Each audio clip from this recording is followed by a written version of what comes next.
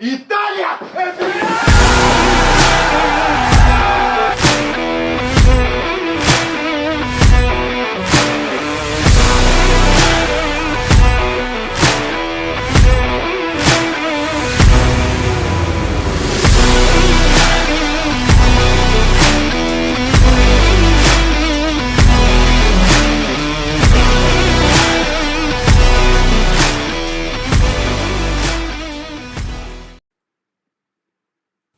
Milanisti everywhere. Hi, how are you doing? It's yeah, your three favorite hosts, I guess, of the organized chaos that is Milanistas 360. I'm Shane, coming to you from Malaga. Apologies, I wasn't here last week. Some unfortunate weird medical issues preventing me from coming. But yeah, so obviously with me, my co-host Hosni, based over in Malaysia. My other co-host, Lab Gorilla, otherwise known as John, from living in the UK at present. So yeah, interestingly enough, this is the title of our podcast, Plugging Holes, right? So yeah, it kind of covers an awful lot about what's kind of been going on over the last 3 years. But yeah, I think it captures essentially what kind of phase we're in right now. I guess yeah, I guess starting with you, maybe John. How have you been over the last week? I guess.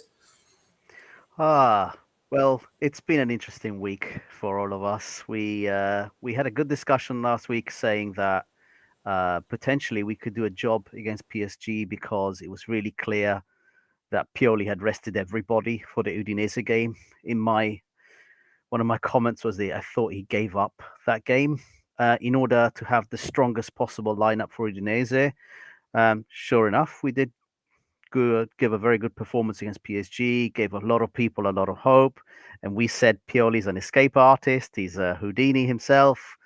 Um, but of course, we wouldn't be Milan if we were not then returned back to the ground, feet firmly on the ground. And so we're going to have an interesting episode today. I think we're bringing up a slightly different discussion to what anyone else has had. So I look forward to sharing that with everyone. So Hasni, hand over to you for your comments for the week. Yeah, it's a roller coaster. I do agree that there were a high, but there were a few lows, especially after what happened quite recently. So it's well, if I can just sum it up for how I feel is that it's hard not to feel deflated right now after what's happened because going to the international break and it's not something that the club can do anything about anything. So you just kind of gonna have to live with the feelings of what happened yesterday, which isn't great. And yeah, I think there'll be some matches today, so we'll probably see how the table firms up going into uh, yeah how we before Fiorentina.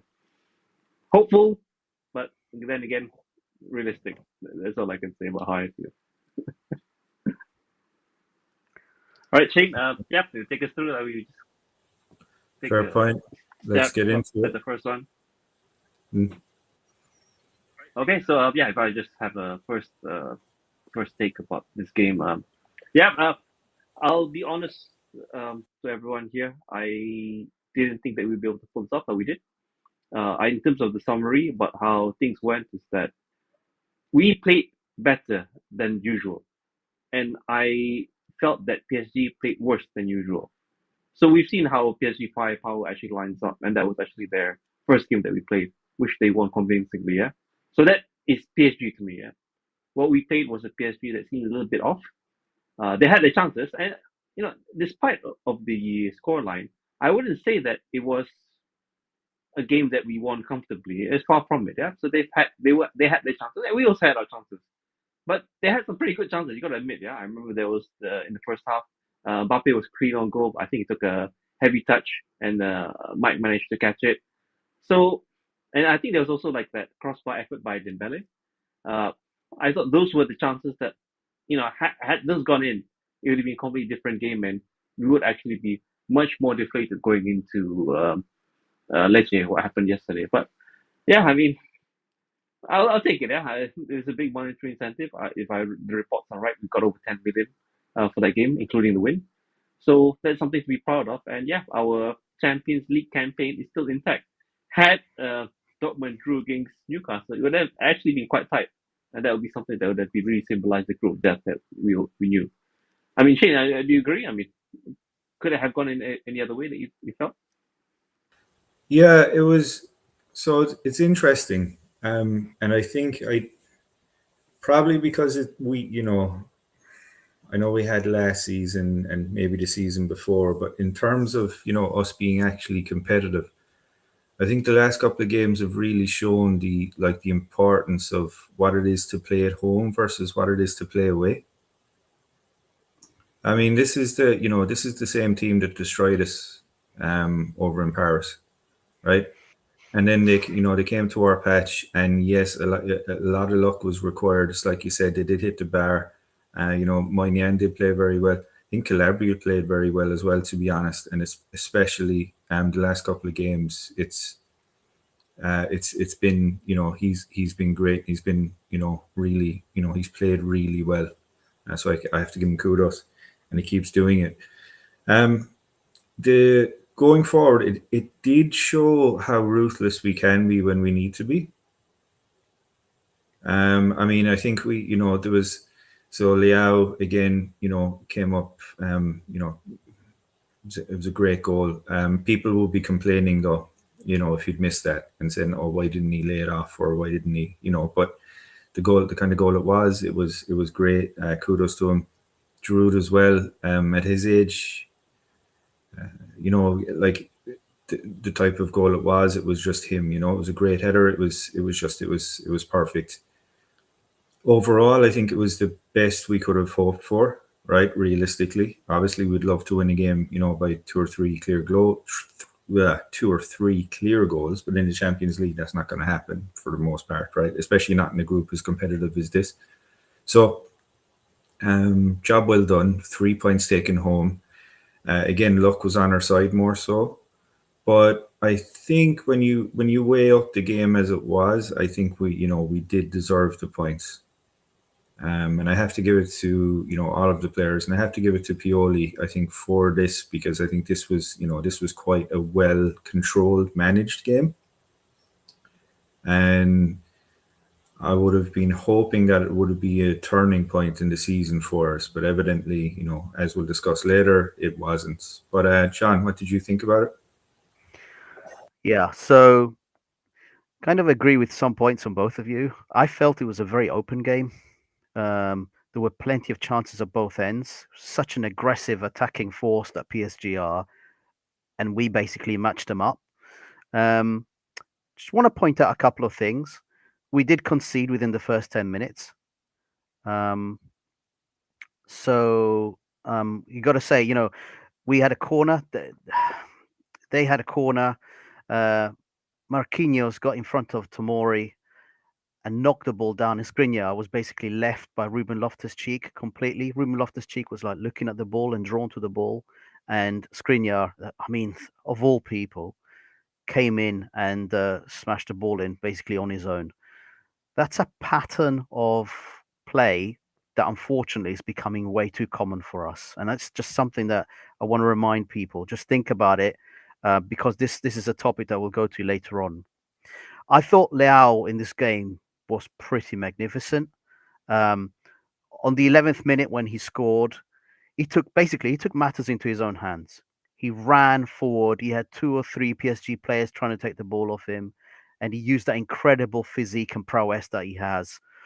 And then he passed it off to the side to Giroud, took a good shot. Donnarumma, very good save, but the ball bounced up, and Leao did his bicycle kick, and it went past Marquinhos again, who was involved again, and past Donnarumma. So it was really nice. And then, so we went in. I'm trying to remember. Did we go in at 1-1 and then we scored a goal in the second half? Is that right? So it wasn't still the first half, was it? Yeah. So this was 49th minute. Theo recovered the ball. So a ball was crossed in from the right-hand side. Leao had a bit of a collision with their defender. And so some of their players kind of slowed down a bit. But Theo got the ball. He was alert. and he put in a cross that was absolutely spot on, exactly Theo quality ball, and Giroud was once again there to score that header. So that point you said, Shane, about Giroud at his age still doing it. You give him that service, that guy is pure quality. But the problem, obviously, is that he's on his own right now. Realistically speaking, as a striker, we're only using him, and I don't know. As we go forward, we're going to talk about the Lecce game, but as we go forward, this is not going to be sustainable because of the situation that's arisen. Um, but no, it was fantastic, and as you guys said, we'll take a win. We needed that win really badly. The Champions League group now means that um, Dortmund beat Newcastle home and away. So they're on 7 because they drew with us as well. PSG have 6 points. We've got 5 points. And Newcastle have 4 points. So, I mean, from Newcastle went from being top to being bottom of the group. And that is the strength of this particular group. We really have to be on point. And unfortunately, you're right, Shane, in giving purely recognition for this game because it pulled off the performance.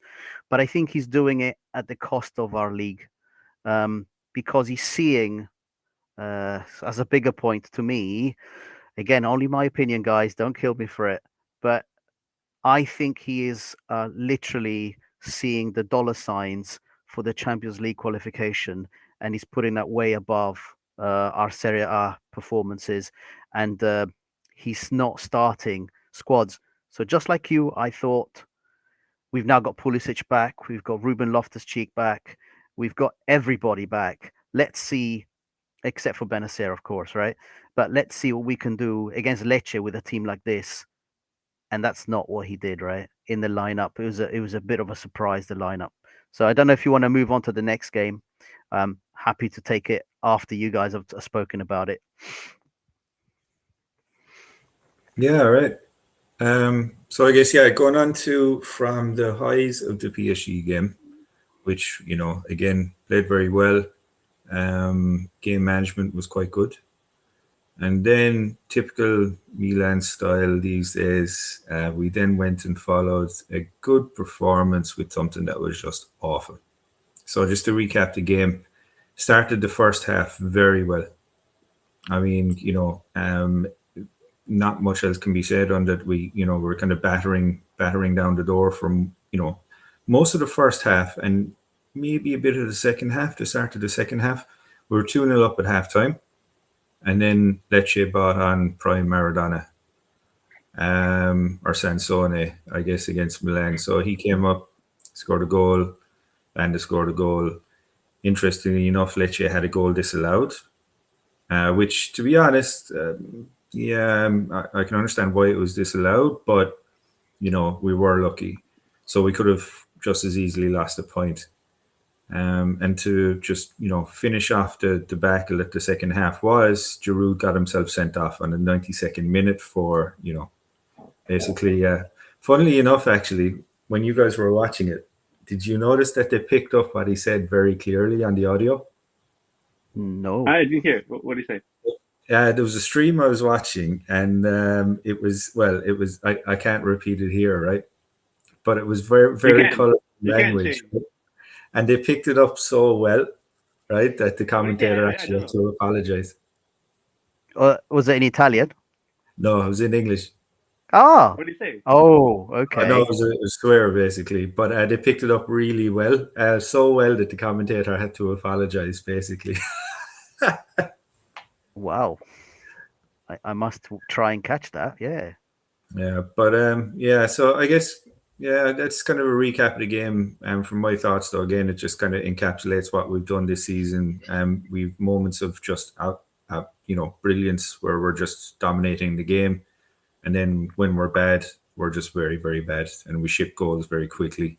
So not a result to remember for me. But what did you think of it, Hosni? Well, I want to point out one thing, and this is from the PSG game and also leading into the Lecce game. Did we play a 4-2-3-1? Are we back to 4-2-3-1? I was trying to figure that out. Yeah. I've seen so I did see in the Gazzetta they were reporting that this was a 4-2-3-1, but then when you look at the lineup, it looks much more like a 4-3-3, right? Yeah, because what I saw and what leads me to believe that this is more of like, okay, let's go back to a 4-3-1. Theo is more lively. Liao seems to be, have a bit more freedom. So I think this is where the goals are coming from, because let's face it, yeah, in the games prior to PSG, it was tough for us. Yeah, we didn't score against Udinese. We had the difficulty against Juventus. Don't talk about Champions League. I mean, we didn't score at all. So this is what I'm thinking, is that, are we back? Is it because we're back to Well, 4-3-1? And can you do 4-2-3-1 without the actual CDMs? Because if yeah, he's doing 4-2-3-1, he's making it up with players he shouldn't be putting there. but that's what leads to the results. I mean, even when we had the 4-2-3-1 with Benassi and Tonali, we were leaking goals. Yeah, let's face it, we were leaking goals. But leaking goals and scoring them. So in this case, if we talk about the balance of play, outscoring the opponent, I guess it's one way to get the 3 points. But if you see how fragile our 4-2-3-1 is, without the players that you need to hold that double pivot, you put one wrong guy in and it collapses. Yeah, and that's what we saw against Lecce.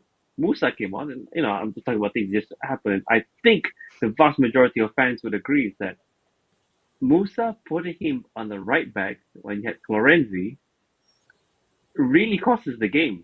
And what I feel for Musa, because he's been told, essentially this is the coaching instruction, right? Musa, you're not a right back, but I need you to play right back. So do what you can. The right back, he's currently relaxing on the bench, and he's probably wondering like, what's going on? But fine, it might work. Didn't work. We conceded 2 goals, and we couldn't get back into the game. Then after that, it was a series of errors. Jovic coming on.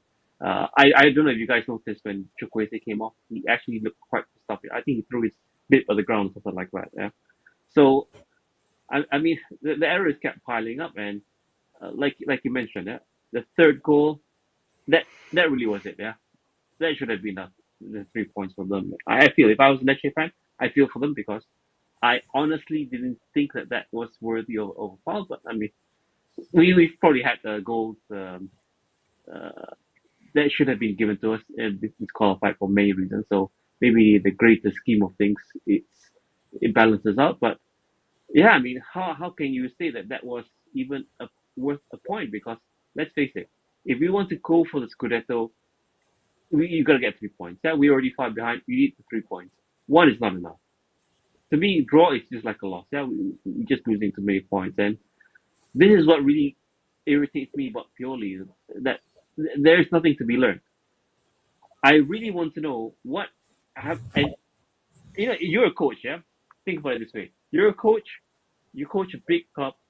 Any one of your players can go down, and the series of muscular injuries that can happen. It happened to Liao early on. It happened to Liao. Why couldn't it happen to any other players? So he obviously doesn't know what to do if anyone else goes down. That Musa substitution, that decision essentially cost us the game. Not Musa's fault. Yeah, not Musa's fault.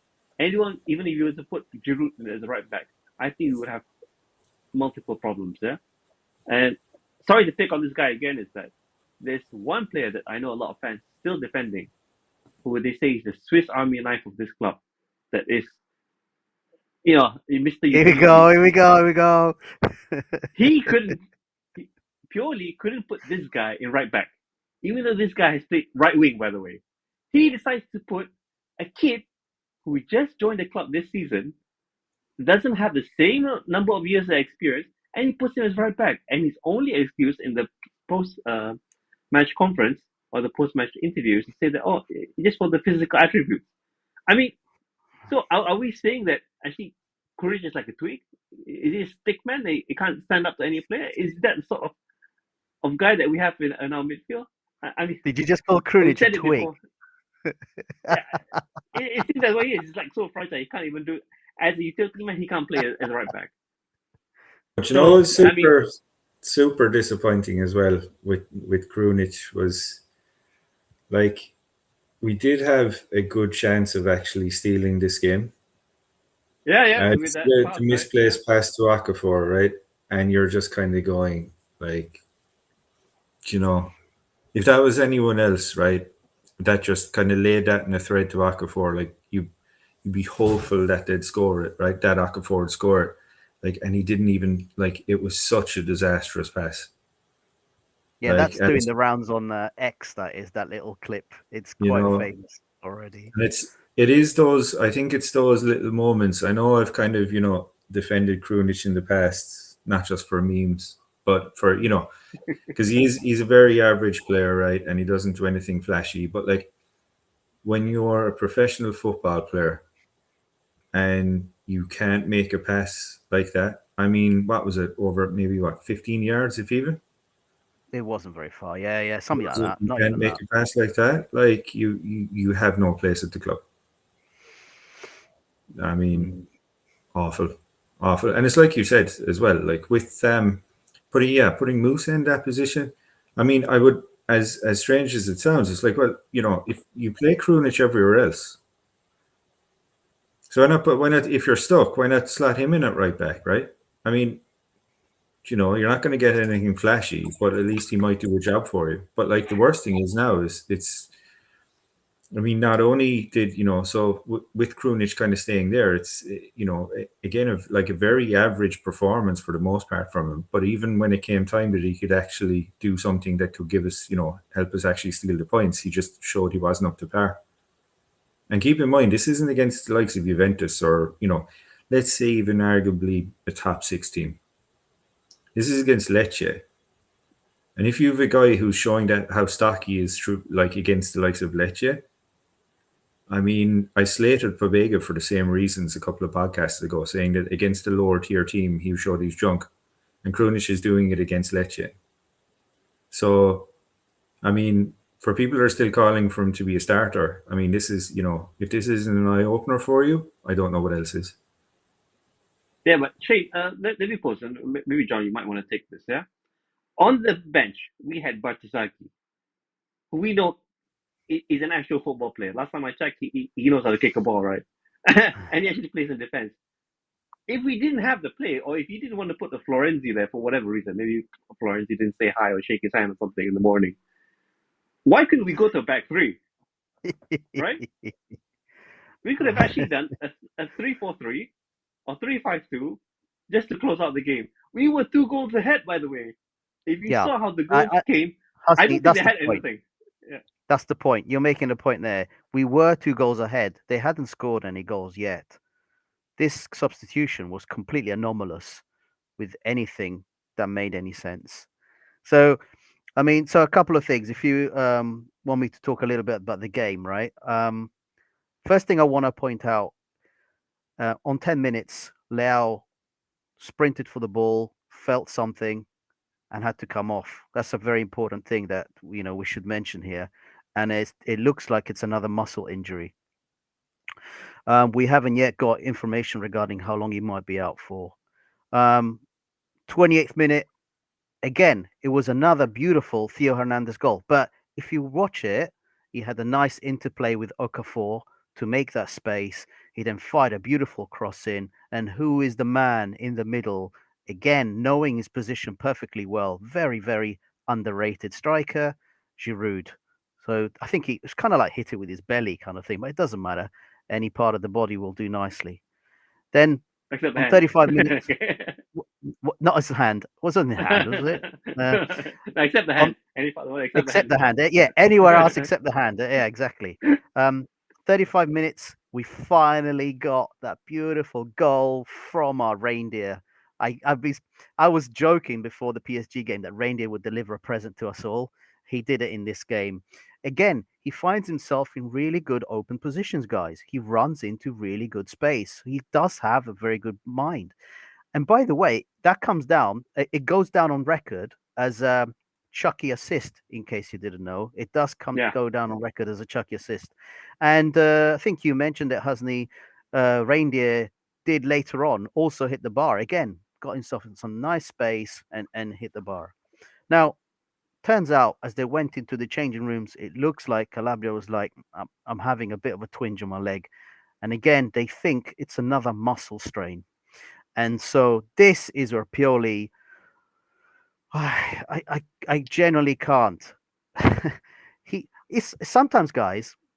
I've got to ask you the question: when you saw the starting lineup and you saw that he was starting with Krunic and Pobega, after you had seen what Musa did in the Champions League in a 4-3-3, Musa centrally, did you think for one moment that he was going to be resting Ruben Loftus-Cheek again, putting Pobega in his place, and then leaving Musa on the bench and putting Krunic there? Did that come to your mind to say, you know, we've got an international coming up, so we've got a bit of a break coming up, guys. So why change the formation?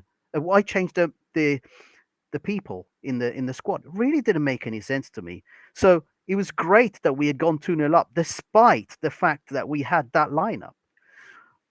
But it appears when Pioli's asked the question, right, deal with this problem. Here's a right back. Florenzi's right there. He makes stuff up. And my voice just broke like I'm a teenager. But it literally makes stuff up, guys. Because in the interview afterwards, he was asked a question, because what did that Musa substitution do? It was disastrous because it's not his position. So he was asked, why did you do it? And his answer was, he showed that he, in the PSG game, that he had the physical attributes and the speed to be able to play, but not as a right back. That makes no sense at all. So I just want to point out, on 65 minutes, if you watch it again, it was a corner. Going back to the point about PSG, it was a corner. Krunic jumps up for the ball, and versus someone called Alex Blin. I don't know who that is, Lecce player. And Krunic is nowhere near the ball, guys. So this player knocks it down, and it goes to Sansone for a free header. Who was Sansone left by? Musa. Okay, so that's another one. And then on 70th minute, so within 5 minutes, guys, we'd given away the 2 goals. And that's the other point we have to stress. They score, everyone goes frantic. Pioli admits it after the game. Everyone was going absolutely crazy and frantic. They take a run at us. We're completely exposed. And Piccoli squares the ball to Sansone. Sansone again sees that Banda is completely open on the right-hand side of the box. So he passes it over to Banda, who picks a beautiful spot in the other side of the corner away from Magnan, and he scores. So all our defenders are once again drawn to the ball on the left-hand side, leaving a lot of space. I don't find this acceptable. I simply don't find it acceptable. And then, as you guys said, on the 92nd minute, Giroud had a word to say, first yellow card, and then he must have said something else, and you know what it was. Shane, it was clearly quite rude for him to get another one. But if you ask me, you know what? Giroud probably did that because he deserves a break. He is being played every minute of every single game, and it's completely out of order that this guy's being asked to do everything. We need to give, he is a great player. You put a ball into position, he knows exactly where to be. He's a fox in the box. Forget the age. He's a great striker, but he is not being supported because Pioli is literally rolling him out every chance he gets. So this is a good thing for us, guys. I think that he's got that red card because it's an enforced break. But the issue is, please answer me this. Who do you think is going to play against Fiorentina up top? Go on, Shane. You first. It's a great question. All right. So we all know who it's going to be, and we know that we're not going to get any goals from him. Hello, Andon. Hey, Andon. How's it going, man? But we all know who it's going to be, and it's going to be Jovic. Yeah. Right? We're not going to get any goals from him. We're probably going to ship a goal or two the way we're playing. We're not going to be able to respond, and then it's another 3 points. God, it's not good. Like, I mean, okay, so you know the thing with the Leao injury, right? Yeah. Someone being shot. Sorry. Yeah, it's from my side. So, okay, for everyone who is celebrating, happy Deepavali or Diwali, the festival Oh. lights. Oh, okay. These Oh, are fireworks. My God, I'll man. switch off my mic. I like it's from my side. I'm in the hood. I like what? Yeah, I'm in the hood. I'm just getting shot at. No, yeah. So it's going to be Jovic. It's not going to be a good result. I don't think. I don't have any trust in this player. Unfortunately. Speaking of though, I guess Jovic playing, right? I think it's probably a good time to maybe move on to our next feature, which is Yeah. we're going to do a recap of basically all of our new signings, how they've done so far this year. There's a couple of facts and figures in there. So, yeah, John, I guess would you Right. like I'll to? do the screen share. Mhm. So let's see how we go here. And No hopefully worries. everybody can see this nicely. I'm going to go to full screen. So we start with Ruben Loftus-Cheek. We signed him from Chelsea, 18.4 million euros. We knew he came with a little bit of an injury reputation. 27 years old, central midfielder. Guys, when he first joined us, I thought he was going to be our Kessie replacement because I was looking at his physique, and but I never watched him play actually for Chelsea. He's ended up playing 457 minutes for us, and eight matches out of 12. I should say he's now got 1 goal and 2 assists to his record. Um, Maybe we'll do it this. Let's have a bit of fun, and Shane and Husney.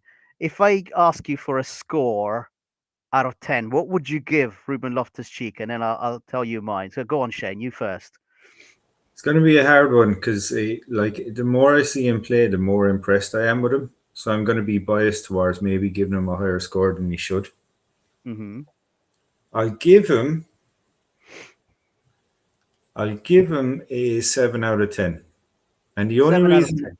yeah, the only reason I would like to give him higher. I'm just a bit concerned that I maybe be a bit biased because again he was out for a couple of games through injury, which again it's not his fault. But like if he was clear for if he basically played most of the games and he was giving the type of performance that he usually gives, it'd have to be maybe like an 8 or a 9 because he hasn't done that much wrong. Yeah. Husney? What about you, Husney? I'm going to give him a 7 out of 10. Yeah, usually he's played great. Yeah, so if I can remember, even going back to the Roma game, I think that the one where he was so threatening inside the box and he actually managed to get that penalty to kick things off. I thought that was great by him. One of the things that I'm going to start to judge players on is actually their availability. Players who get injured and we knew that he's injury prone.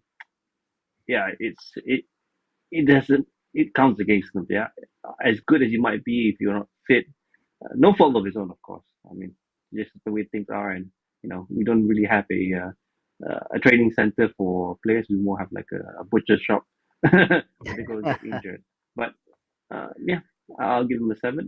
Of course, if he stays fit, I think I foresee him getting an 8 or a 9 even if he's able to stay fit. So I agree with you guys. So he's basically been available. He's been available for 9 of our games. He's been in 6 of the starting 11, according to this table that we brought up. He's been a sub in 2 of them.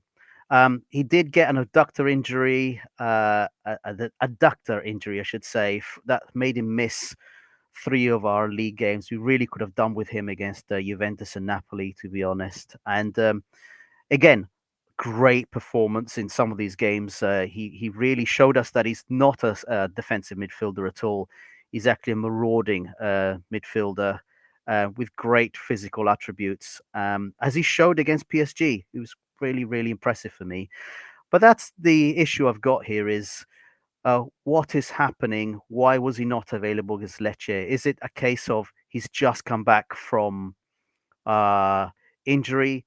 He's just come back from an adductor injury, therefore he was only getting a few minutes against Udinese, then fully played against PSG, and then Pioli thought, I don't want to risk him again because he's so important to us in the Champions League, so I'll put him on the bench. He's one of these players that I think my score for him matches yours. I'd probably give him a 7, and that's because I think he might be that injury prone problem might be something that bites us. And also the fact that, and I can't blame him for this, guys.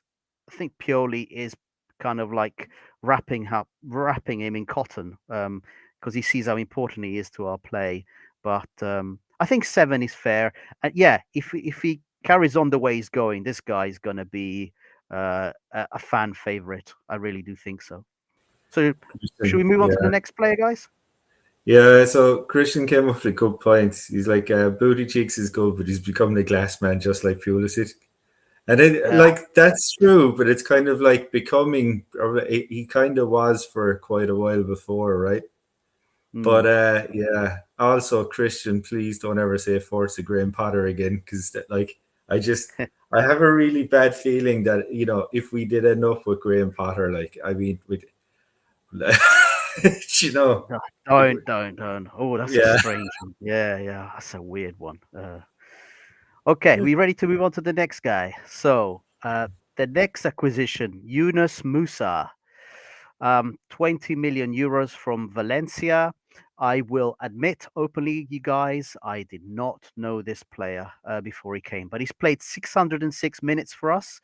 Probably a lot more than a lot of us expected him to do. And he played in 10 matches out of 12. Shane, what's your opinion on this guy? Score out of 10. So I think the more he plays, right? Because he's a young player, right? So I think the more he plays, the better for him. I think, and the more that he is starting to play now, you are seeing glimpses of a lot of quality. He's got 1 assist according to this as well. He did. Genoa. Against Genoa. Interesting. Oh, was that Pulisic's? Yeah. That was the goal, wasn't it? With the one dubious. With Pulisic, no, nothing dubious about it. Nothing dubious. It was totally a goal that he definitely did not handle the ball. But that's right. Yeah, no. So I think with Musa, the more he plays, you know, he's showing a lot more glimpses of, you know, of being a quality player. The problem I have with Musa, though, well, it's not really a Musa problem; it's more a Pioli problem. So he tends to either pair him up with Krunic or Krunic and Pobega. I know he has to an extent, but when he pairs him up with those type of players, right? I think we can all agree that they're not really players that are going to be around for the long term, and they're not really providing him with a lot of quality in the midfield. I think what I'd really like to see him doing is kind of getting more time with the likes of Loftus-Cheek and with Loftus-Cheek and with Rangers in the midfield, right? Yeah. Because the more time that the three of those get together, I think the better it is. And as for playing him at right back when you just feel like it, I mean, that's a disaster for him as a player. It's putting unnecessary pressure on him. And I'm going to ignore the Lecce game. Because again, he was playing out of position. What you expect? So that's not going to affect my rating. I'll give him a 6. Yeah. Because and I think if it was at the start of the season, kind of when I seen him, he was very forgettable. But I think he's kind of growing into his shoes a bit, and he's getting a bit more confident as the games go on. So I'll give him a 6. Fair enough. Hasni? I'm going to give him a bit higher, 7 out of 10, and I'll say that for his age, I think he's doing quite well. Yeah, for his age, so it's not easy. So we've had so many examples of young players with great potential, but then Pioli somehow just like enjoys destroying their careers and ruining their lives. So, but he's had to fight for it, and I think that for the big part, especially when it comes to Genoa, if that didn't take place, I mean, guys, 2 points gone, right? I agree with Shane that in terms of what happened yesterday, it still leaves a bad taste in our mouth, but not his fault. Yeah, I mean, you can even put him as goalkeeper, and can you fault the guy? But a big part of why I think he's really cemented his place in the squad. Let's face it, with so many injuries, if you're able to play, there's already like a big plus, right? You're not going to really have a mark against you because you can play. And for the most part, I think what I saw in the early part of the season is that He can dribble. He's got pace, so he's not slow. A bit of physicality, but I think one thing that you showed, John, is that the number of yellow cards. I think this is just a sign of a player who's still very young. Maybe needs to get a bit more experience to know when to make those challenges, or maybe the challenges in a way that doesn't seem like it deserves the yellow card, because that then changes how he plays completely. So yeah, yeah, good. I think good acquisition. But what Yeah. and this I will put it into context. Whether it's worth the 20 million I think that we paid for him, maybe on the steep side, but yeah, I'll let it slide. Okay, that's fair enough. These are pretty decent scores. I think I'd give him a. I'd give him a. I'll be between you guys. I'll go for 6.5. And you know why I'm doing that? It's because he's been available for 11 of the 12 Serie A games. I think, guys, and I want you to think about this, potentially going forward, if we eventually go back to a 4-2-3-1 when Benacer is back, Musa might be the interesting partner for him. What he did against PSG was very impressive for me. So I think this kid is could be very interesting looking forward. And he's been used a lot more than I expected. I guess part of it, a lot of it was forced onto us. But no, I'm impressed. So 6.5. Let's see where he goes. Let's say that. And on the cost of the acquisition, I think that's actually on the bigger scheme. Living in the UK and seeing the Premiership teams, I kind of think that's decent price. So I'll give him that. All right, let's go a little bit left field and Sportiello. Now, he has played 2 matches. He's had 1 clean sheet and 1 goal conceded. He's only played 180 minutes. I mean, when he joined us from Atalanta, I thought he's a massive, massive upgrade on Tatarusanu, because Portiello was known to be a much more solid goalkeeper. The issue with him is we can see it on this slide. He's actually had a pretty serious injury, and he's going to be out for a while. So, Shane, take it away. What do you think of Sportiello? Yeah, just to repeat what Christian said. Actually, Christian, that is a very fair point. We haven't brought it up. So the Milan Primavera beats the Lecce, Primavera squads 2-0 today. Lecce were the Well done. regional Well done to the champions. kids. So, I mean, Yeah. it's a great result. And it's great having a decent Primavera and then not using the players, unfortunately, in the senior team. But hey, who are we? Barcelona, you know. Mhm. Anyway, so I think with Sportiello, right, it is a tricky one. I think when he's been called upon, he's done his job quite well. But the problem now is, it's kind of this injury is it's a bit scary, and we're talking about a couple of months. So, I mean, if Maignan goes down, that's going to be an interesting time.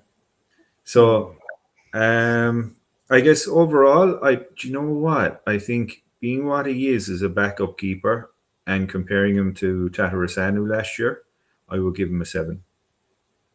Yeah, fair enough. He's done well when he's been called upon. What about you, Husney? I'll have to agree with Shane. I think it's an upgrade to Tatarusanu. By the way, I think Tatarusanu, in spite of all these flaws, we knew what we were getting. So he's definitely not not on the same level. But I can think of matches where he did the job. Same thing with Sportiello. In the games that he's played, you can see it here on the screen against Verona, also for Cagliari. It's nothing to be ashamed of, but availability, and I really don't understand it with this club. That it's not Sportiello's fault, but maybe I've still an opinion on him slightly. I don't know how, as a keeper, you can get a muscle injury. To be honest, I know you're doing the aerial, you're diving, you're jumping, and all that, but is it on concrete? Is that what actually? You it come like to green? Milan Labs, Hosni. Yeah, is it green That's colored the only concrete way. that we're playing on? Maybe. I don't know. Are they training on like a minefield or something like that? Like barbed wire littering the place. These muscle injuries are ridiculous, by the way. Yeah, but we'll speak about it later, I guess. But if Sportiello is a victim of it, I'm sorry, man. I don't know what to say. Just load up on the painkillers and let's keep it going. Yeah, I think I agree with you guys. Sportiello, I mean, the two matches he played, we won them both. We scored four, conceded one.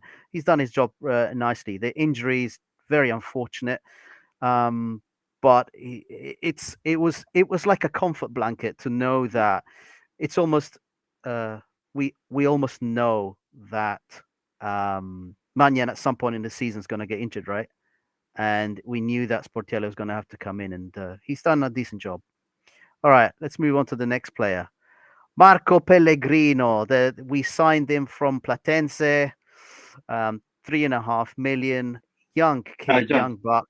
Yeah. sorry to interrupt you. Yeah, but you got a question for Shane. Special question for Shane from Oh, go Christian Padmino. Go. Take this one, Shane. It's for you. That's not about this subject. All right. Okay. Graham Potter. So Harry Potter or Jesse Marsh, aka Furlani's best friend from college. So Jesse Marsh, right? I know he's obviously from the US, right? But I can't remember what is the hype about him. He's not Pioli. He's not Pioli. He's got hair. That's the metric we're using now. It's like as long as they're not Pioli, they're okay.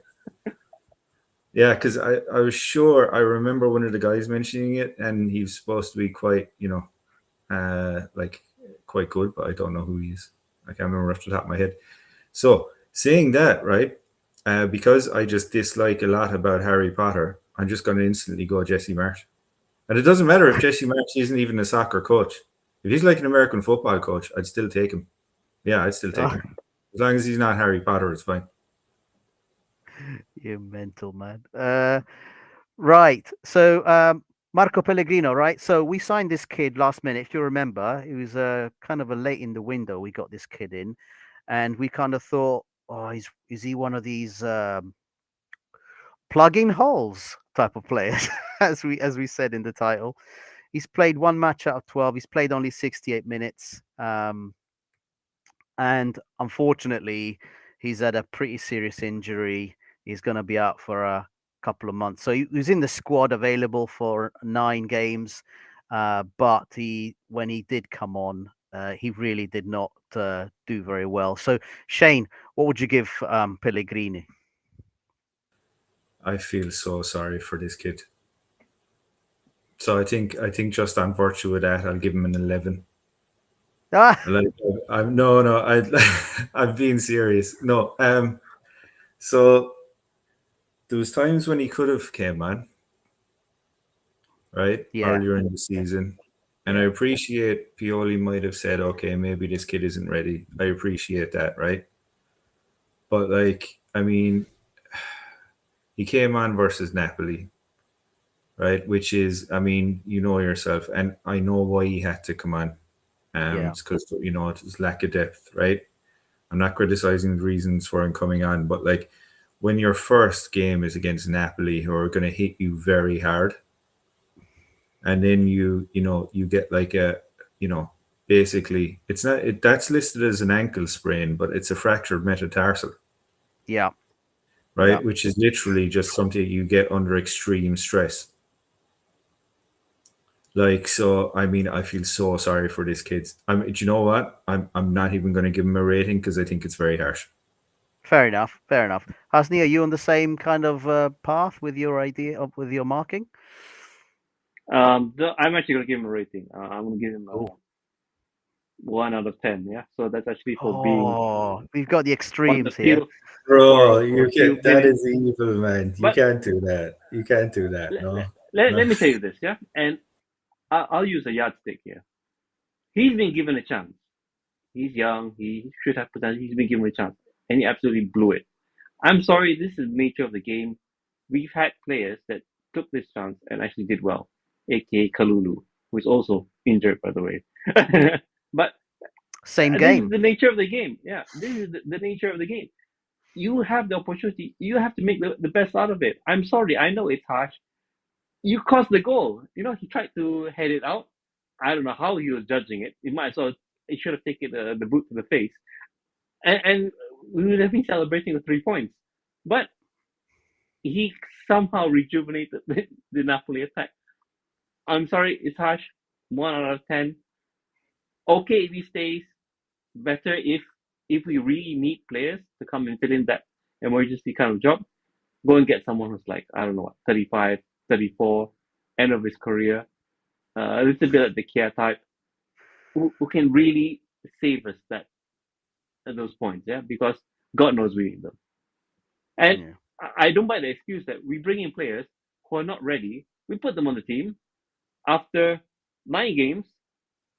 Sorry, did he join towards the end of the preseason? I'm not so sure. Fine. Or maybe he joined after preseason, yeah? So he's from match day 2. So Yeah, he's he got was like what? fairly late because I don't recall him was- being he- in one of the friendlies He anyway. was one of the last ones to join us. Pretty Yeah. sure of that. Yeah.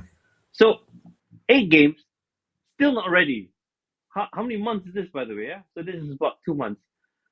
How does it work in football, by the way? You've got 2 months to like train up with the team, still not ready, and he didn't have to play from the first minute. He didn't have to play. So it's tough. The world is harsh. 1 out of 10. Wow. Imagine having Husney as a boss. Wow, this guy. All right. So I'm going to give him something right in the middle. I'm going to give him a 5. I don't think he was integrated. If you look at this table of teams, guys, look, we were against Torino 4-1. Why didn't we put him on? Cagliari 3-1. Why didn't we put him on? But the other point I also want to say is, going back to a point that was made earlier, we've got a very good youth squad. We've got some very exciting players that we want to have a look at in the big squad, like Simic, for example. Why are we not giving these guys a chance? Are we waiting always until literally we are so injured to then put these kids on the bench, which Pioli did put some of the youth players on the bench, but of course has not used them. The injuries, John, yeah. Allow me to give my thoughts on that, yeah? And I think Yeah. this is purely a problem Pioli has. He cannot, he will not allow anyone to show that another person can do a better job than him. So if he was to put the Primavera players in the squad, okay, on the bench, fine. I guess there's a customary thing. But if he was actually to start the Primavera player or even put them sub them in, it will be more of something that is better to Abate, saying that Abate is a better job than him. Because Pioli cannot develop players, yeah? So I don't think he's willing to take that reputational damage and say that, okay, I've got them on the bench, but fuck them, yeah? I'd rather put Krunic. Sorry, I won't put Krunic. I'd rather put like Giroud in goal. I'd rather put Musa as right back. Yeah. This is tough. So that's How's pure, he that's on Pioli. swinging today, man? He's got some fury in him, hasn't he? Yeah. Yeah, he wants to retire. What's his name? San Pellegrino, and he wants to just, he's dismissing Pioli's character. You don't need to do that. His job does that for him, Husney. Yeah. Well, I guess the game yesterday gave Husney a lot of fuel, and he gave all of us a lot of fuel, actually. Right. So let's move on to Luca Romero, guys. So this guy preseason looked really, really nice.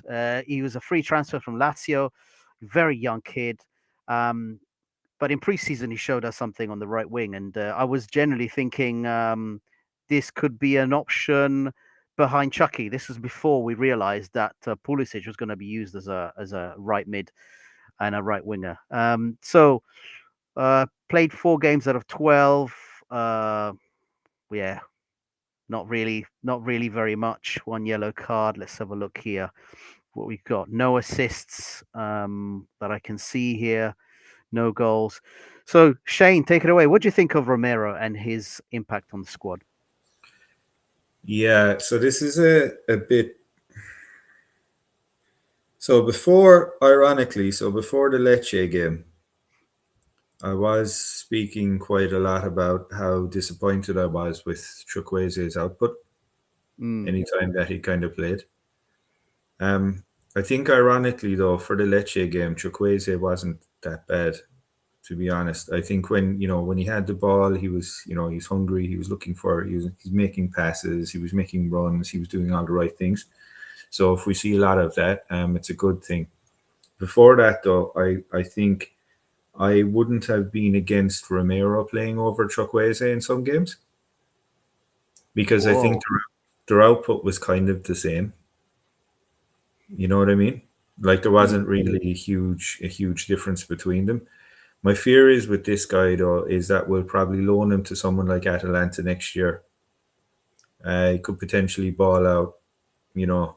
And if he balls out, this kid is really going to ball out. Like I do see a lot of potential in him. And then it's like, okay, so we're basically handing free money over to Atlanta again. CDK vibes. And Calder. Well, did we? No, hold on. We didn't pay Atlanta for Calder, did we? We paid Juve. Mate, that's completely wiped from my mind, and I don't want to go back and find out. I see. Yeah, it I was think Juve. It's Juve. it was Juve we paid for that shambles. So yeah, I overall though, based on what I've seen, which has been very limited, I can't rate him like very high, and I don't want to like rate him negatively just based on the amount of time that I've seen him. So I'll Yeah, I probably mean, have look, to say like a 4 out of 10.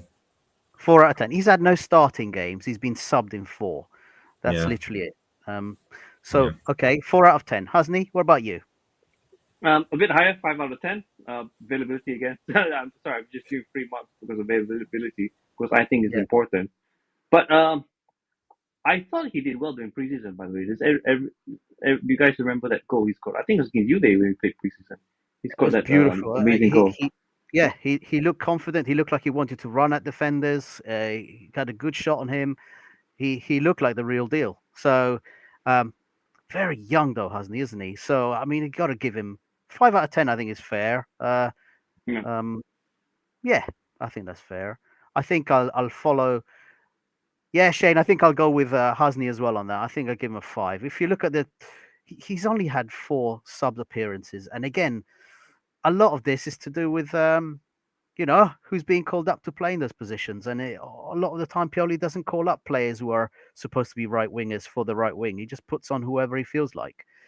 That's not Romero's fault, is it? So, all right.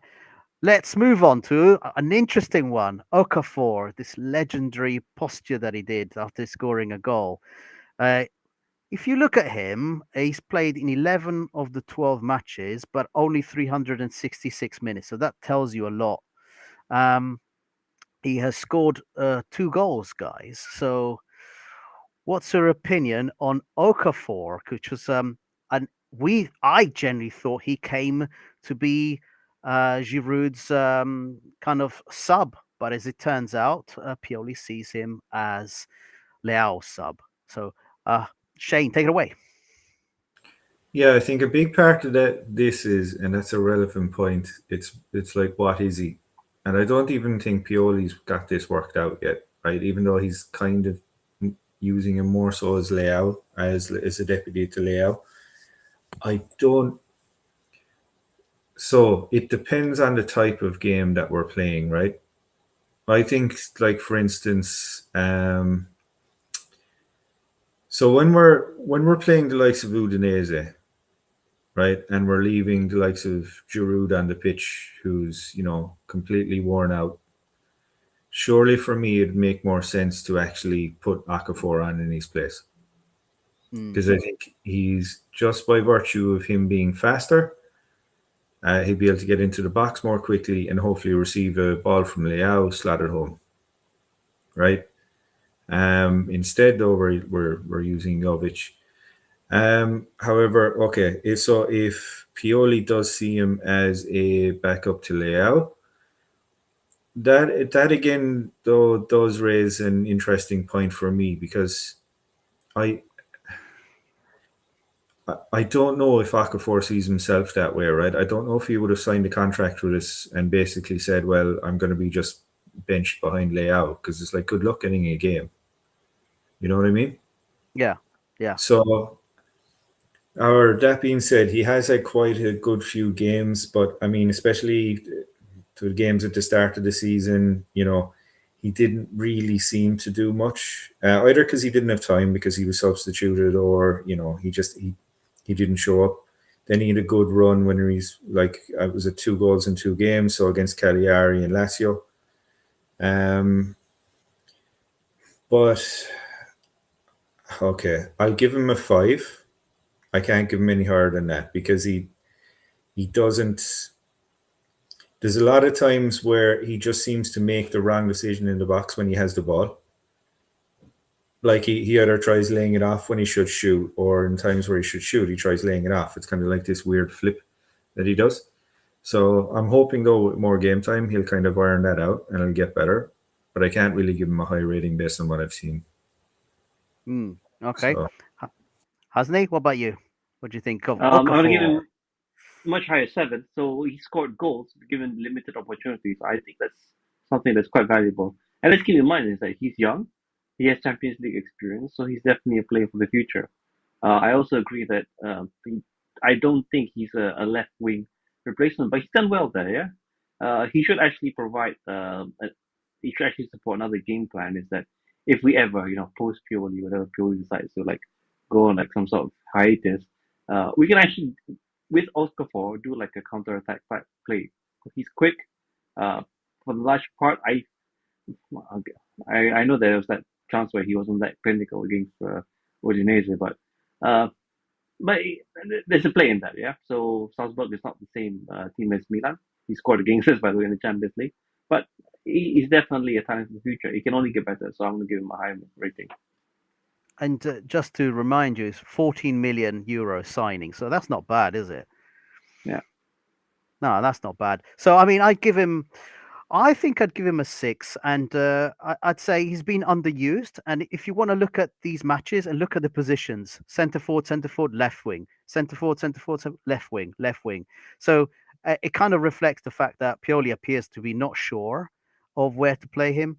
I would love to see a game one day where we have Okafor in the middle, Leao on the left, on the right, Pulisic, and then behind him, Reindeer and Ruben Loftus-Cheek. Just the pace going forward, and Musa in the middle. Actually, I'd love to see a game like that one day.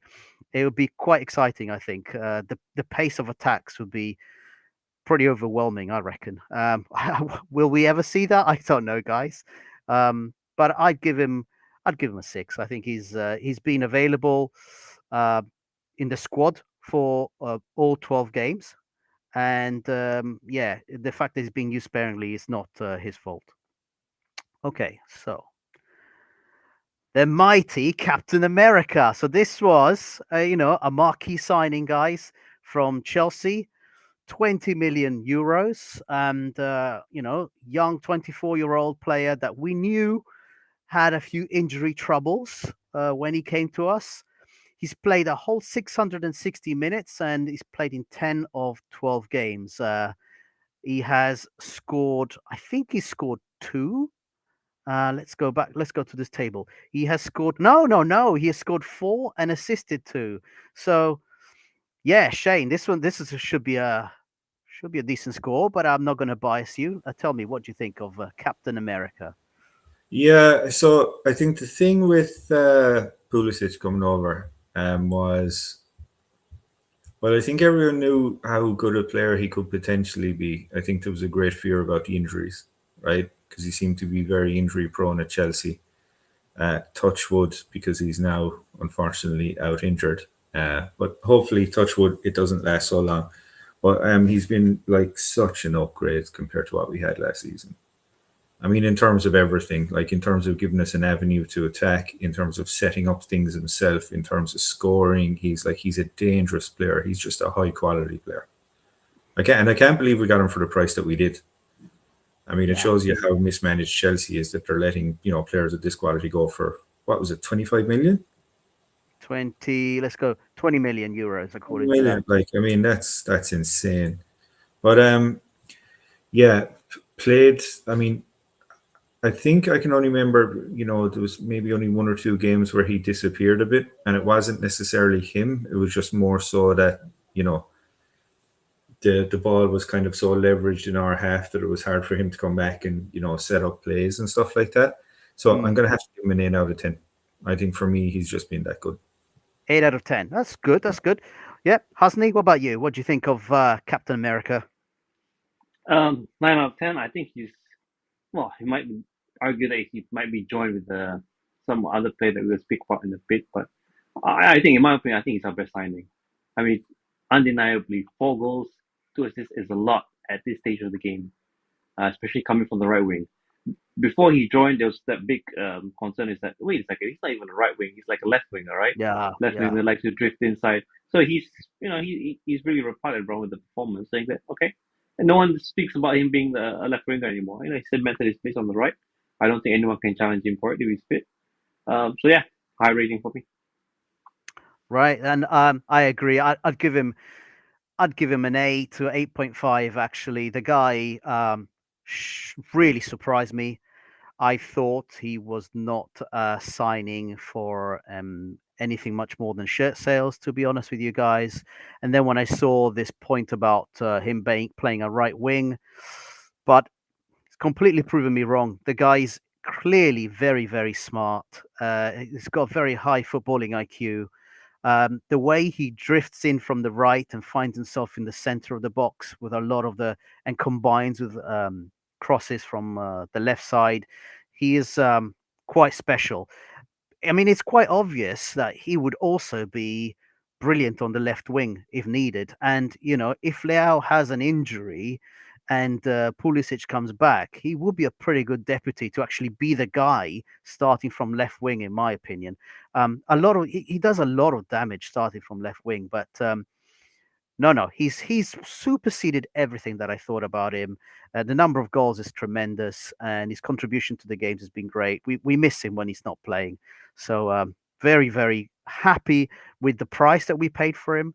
We're getting way more than we probably thought, and long may it continue. And let's hope that this injury is very light. He played against PSG, and then Lecce, he was not played again. So let's hope this is something that he can just recover and come back from. So I'm going to give him an 8.5. Yeah, I think that's fair. All right. Here's an interesting player. And this might be the scores from you guys will be interesting here. Now, I want to look at this. Look at this, guys. 1,002 minutes played. 12 matches out of 12. Tijani Reindeers from AZ Alkmaar, 19 million euros. 1 goal scored. Bravo, Tijani, scored yesterday. Shane, take it away, sir. Yeah, so interesting thing. I think I was most excited about this player. I think this player for me was the most exciting based because I'd made the cardinal sin of just watching YouTube videos, right? And compilation clips, and then going, oh, this is, the next coming of Hullet. So no, but so I think he did get a goal, obviously, yeah. So the Lecce game, right? But he hasn't scored much other than that. Fair enough. I know he does have 2 assists, which, yeah, okay, that's important. I think if we fast forward a year and he spends most of that year, right, practicing his finishing, I think he's everything to be a quality player. And I think it's just that he's missing, because he's doing the hard parts, which is, I think, John, you said it earlier about like him running into space and him making the right passes most of the time. He does that really effectively, right? So if he can just work on his finishing, I think he's going to be quality. Unfortunately, though, because of the lack of finishing and the amount of attempts that he's actually had to get something on goal, I'm going to have to give him a 5. Okay. And I could go lower, but I won't. So he's at 12 shots, accuracy is 25%. So yeah. So 5. So Husney, what do you think? I think in terms of his play, he's not young. Yeah, let's put it into context. Yeah, so he's not young. He's I think he starts with the Dutch national team now as a midfield role. He came from a not in my competitive league compared to what we're doing, and we're playing on a much higher level. But he's done well. Yeah, I think he's more than just acceptable than being just in the midfield. So I would actually give him a score of, did I say 7? I mean, 2 assists and 1 goal. That even though that 1 goal came quite recently, it's not bad. Yep, that 1 goal from Reindeers should have actually been the goal to win us the game yesterday, but due to defensive issues, it wasn't. So I think he can only get better, and him playing much more profile in the Dutch national team, I think uh, this is a signing for the future as well, even though he's not that young. But yeah, he's at the prime, and I'll say kudos to Moncada. I think myself especially, I didn't know anything about the kid before he came, but yeah, Moncada watches the games, watches the other leagues, and we now have a serious starter for us because yeah, look at the minutes. Yeah, no one can deny that he's available. I think Yeah. that's a big plus. Yeah. So I mean, I'd give him. I think I'd give him a 6. He's been Pioli's favorite guy and the ever ready player. The thing about him is he's clearly a very intelligent footballer that can find good space.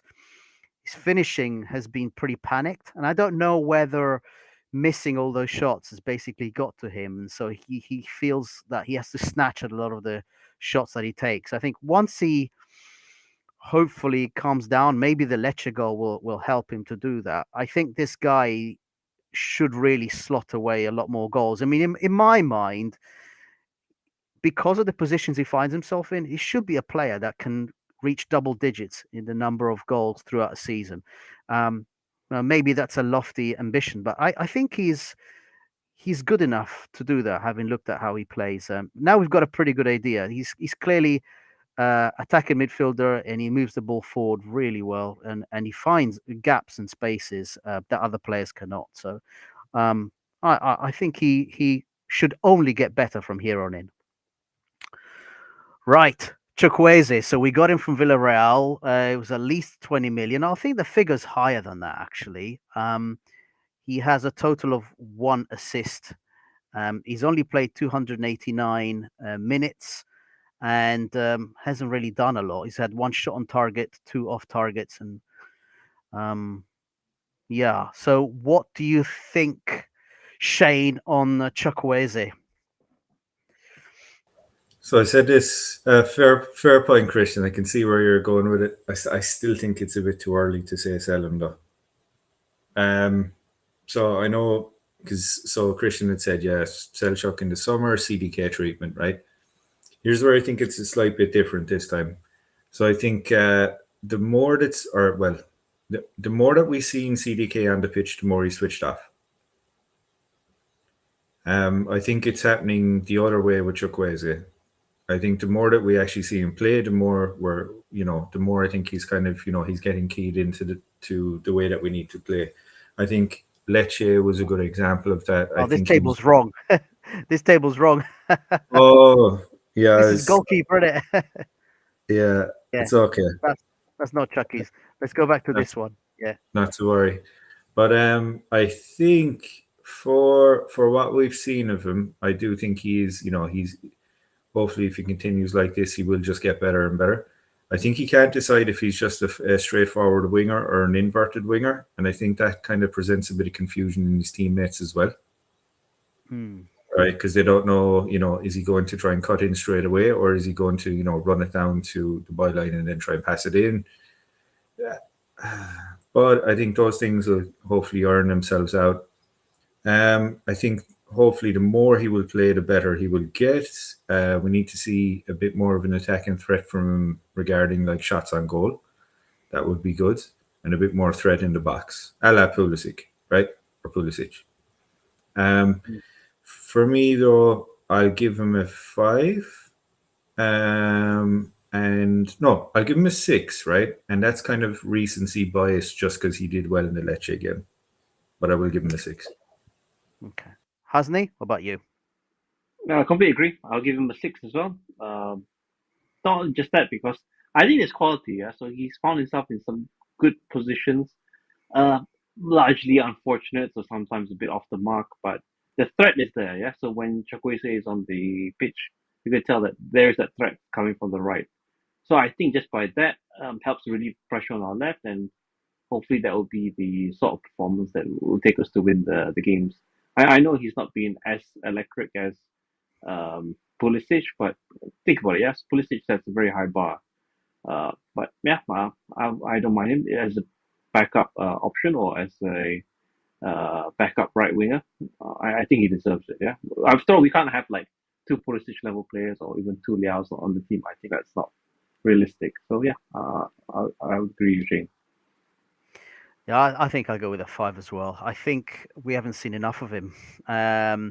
Pulisic has done such a great job on the right wing that he hasn't been given Chucky really, and Pioli hasn't managed his time properly. This is again another issue: is that Pioli seems to play players up until they break down, as opposed to thinking, okay, I've got a squad, give this person minutes, build them into the squad. It's a very strange way of not integrating players. So I want to see Chucky play more. I wanted to see him get opportunities, but going forward, a lot of it is going to be dependent on if Liao gets injured. I think whether Pioli decides to put Pulisic on the left or whether he decides to go Okafor on the left. I mean, now that Giroud is got a red card, some of these movements might be forced onto us. So it's just wait and see. But I think a 5 is fair enough for now. I think he's only done 289 minutes, guys. It's just not enough time. Yeah. I hope he doesn't turn out to be another CDK, guys. I really don't. Okay, so and right, guys, Luka Jovic, centre forward. We got him from a free transfer from Fiorentina. 7 games out of 12 played, 223 minutes. I just want you to have a look here. 0 goals, 0 shots. What have you got to say, Shane, about Jovic? So if you look up the definition of panic buy, right? Just look it up on Wikipedia, right? And you'll see a picture of Jovic. Because this is what he is, right? It's not even eating too many burgers, man. He's literally he's a flash in the pan, like since was it Eintracht Frankfurt where he balled out in the German league that time? And next thing, like he somehow fooled Real into thinking he was a good player. Went there, didn't do much. Career's been downhill ever since, basically. Like I mean, there's no surprises with him. At least you can say that, right? The interesting thing is we got rid of Origi, right? And we got in this guy, and there's no difference in the productivity between the two. So it's literally just like for like.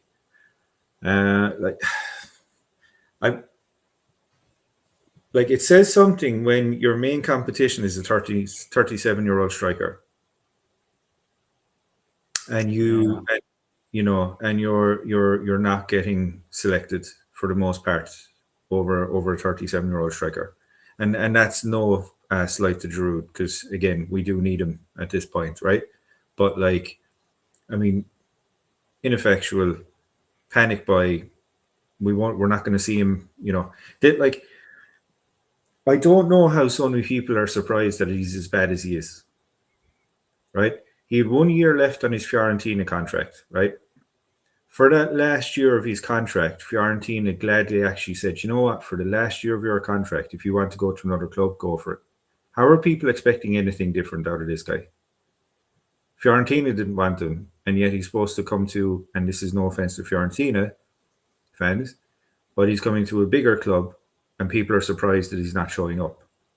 I mean, they got rid of him for a reason. You don't let a player go with a year on his contract off to another club if you think he can provide for your club, even if he's not going to sign a new contract.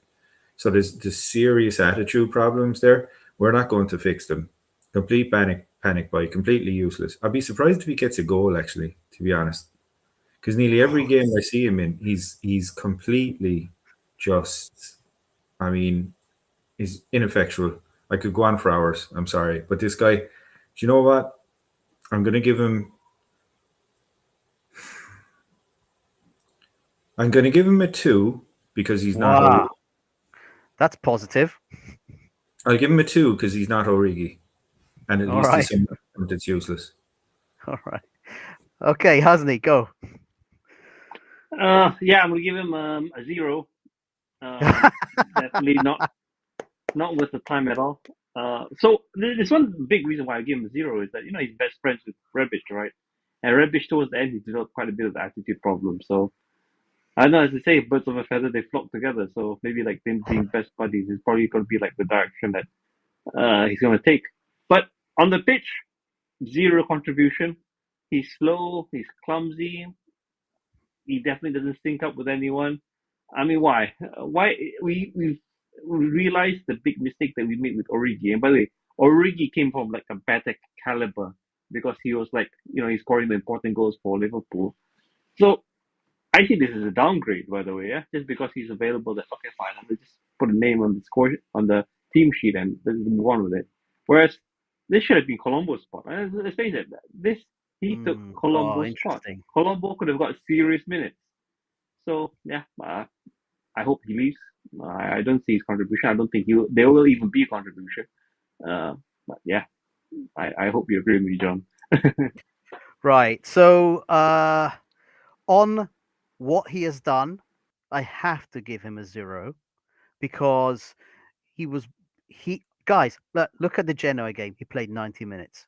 And remember this point about players needing time to get in, all of this stuff about Adli not getting full matches or he's not match fit and so on. Then suddenly Pioli just drops Jovic in for 90 minutes and he literally does nothing. And then he starts to use him more and more and more in games. On current form, you cannot give him any more than 0 because he's literally done nothing. It's been like going a man down every single time this guy has been on the pitch. Going forward, however, I realize that he's going to probably play a lot more with Giroud's red card. However long the suspension is going to be, we don't know yet. I don't know if you guys know if something's come out, or if anyone in the chat does. I'm hoping the suspension for Giroud is not that long because I suspect strongly that Pioli is going to be dropping in Jovic. They said it could be 5 games. Right. Well then, guys, we've got to hope that something is found in this guy because I think Pioli will use him a lot in those 5 games. I don't think he'll go with an Okafor up front. I think he will go with Jovic. But yeah, there was just mind-boggling. Some of the stuff he was doing is just not linking up with anybody.